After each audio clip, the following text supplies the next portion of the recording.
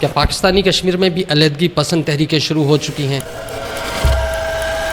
ان مناظر کو دیکھ کے شاید آپ کو ایسا لگے کہ آزاد کشمیر میں بھی آزادی کی تحریکیں شروع ہو چکی ہیں، اور بہت سے سوشل میڈیا اکاؤنٹس پہ بھی یہ چیز چلائی جا رہی ہے کہ پاکستانی کشمیر بھی اب آزادی مانگ رہا ہے، لیکن ایسا کچھ بھی نہیں ہے۔ پچھلے 1 سال سے آزاد کشمیر کے لوگ کچھ ڈیمانڈز کر رہے تھے، حکومت ان ڈیمانڈز کو مان تو رہی تھی لیکن عمل نہیں کر رہی تھی۔ آزاد کشمیر کی عوام کے کل 9 مطالبات تھے، جن میں سے 3 امپورٹنٹ میں آپ کو بتا دیتا ہوں۔ سب سے پہلی ڈیمانڈ آزاد کشمیر کی عوام کی یہ تھی کہ ہمیں بجلی پہ سبسڈی دی جائے، کیونکہ بجلی ہمارے پاس بنتی ہے۔ منگلا ڈیم جو میرپور آزاد کشمیر میں ہے، وہ 1310 میگا واٹ پاکستان کے بجلی کے نیٹ ورک میں ایڈ کرتا ہے۔ اس وجہ سے کشمیر کی عوام بجلی پہ سبسڈی مانگ رہی تھی۔ اور دوسری موسٹ امپورٹنٹ ڈیمانڈ تھی کہ آٹے پہ سبسڈی دی جائے، آٹا بہت مہنگا ہے۔ اس کے بعد تیسری بڑی ڈیمانڈ تھی کہ آزاد کشمیر کو پاکستان کے ساتھ مکمل اکنامک انٹیگریشن کی جائے، اور آزاد کشمیر کے جو لوکل بینکس ہیں ان کو پورے پاکستان میں برانچز کھولنے کی اجازت دی جائے۔ ان تمام مطالبات اور اس تحریک کو لیڈ کر رہی تھی JAAC، جوائنٹ عوامی ایکشن کمیٹی۔ اب اس تحریک میں لوگ پرامن احتجاج کر رہے تھے، لیکن اس کے بعد ہوا کچھ یوں کہ ایک جگہ عوام اور پولیس اور رینجرز کے بیچ میں تصادم ہو گئے، اور پولیس اور رینجرز نے عوام پہ گولیاں چلا دی۔ یہ واقعہ 11 مئی کو پیش آیا۔ اس واقعے کے بعد مشتعل لوگ بڑی تعداد میں سڑکوں پہ نکل آئے، سرکاری 3 گاڑیاں جلا دی گئیں، اسسٹنٹ کمشنر کو مارا گیا۔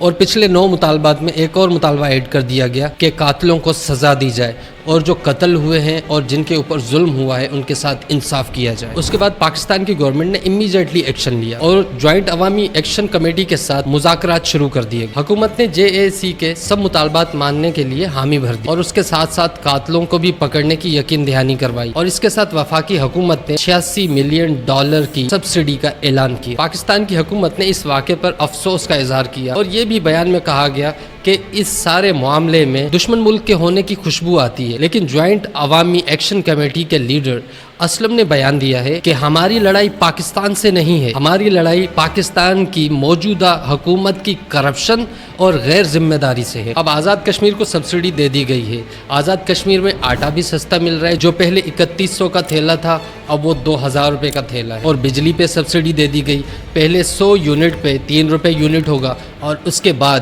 100 سے اوپر 300 تک 5 روپے یونٹ ہوگا، اور 300 یونٹ سے جو زیادہ کنزیوم کرے گا اس کے لیے 6 روپے یونٹ ہوگا۔ یہ سبسڈی پاکستانی حکومت نے ایمرجنسی کے لیے رکھے ہوئے بجٹ میں سے دی۔ اب اس واقعے کے بعد پاکستان کے جو دوسرے صوبے ہیں وہاں کے لوگوں کے دل میں آتا ہے کہ پورے پاکستان میں ایسے کئی احتجاج ہوتے ہیں مہنگائی کے خلاف، لیکن حکومت کوئی سبسڈی نہیں دیتی، اور اس پہ سونے پہ سہاگا کہ احتجاج کے برعکس پاکستانی حکومت ریٹ اور بڑھا دیتی ہے۔ تو آزاد کشمیر کو یہ سبسڈی اتنی جلدی میں کیوں دی گئی؟ کیا وجہ تھی اس کی، اور اس احتجاج کو اتنی جلدی میں دبایا کیوں گیا؟ یہ معاملہ میں آپ کو سمجھاتا ہوں۔ اب اس کو سمجھنے کے لیے ہمیں تھوڑا سا تاریخ میں جاننا پڑے گا۔ آزاد کشمیر کا ایک اسپیشل اسٹیٹس ہے۔ جب پاکستان اور انڈیا آزاد ہوئے اور اس کے بعد کشمیر کی وجہ سے جنگ ہوئی، 1 سال وہ جنگ چلنے کے بعد جب پاکستان نے آزاد کشمیر پہ قبضہ کر لیا اور انڈیا نے جموں کشمیر پہ قبضہ کر لیا، تو اس کے بعد ان دونوں علاقوں کا ایک اسپیشل اسٹیٹس ہو گیا۔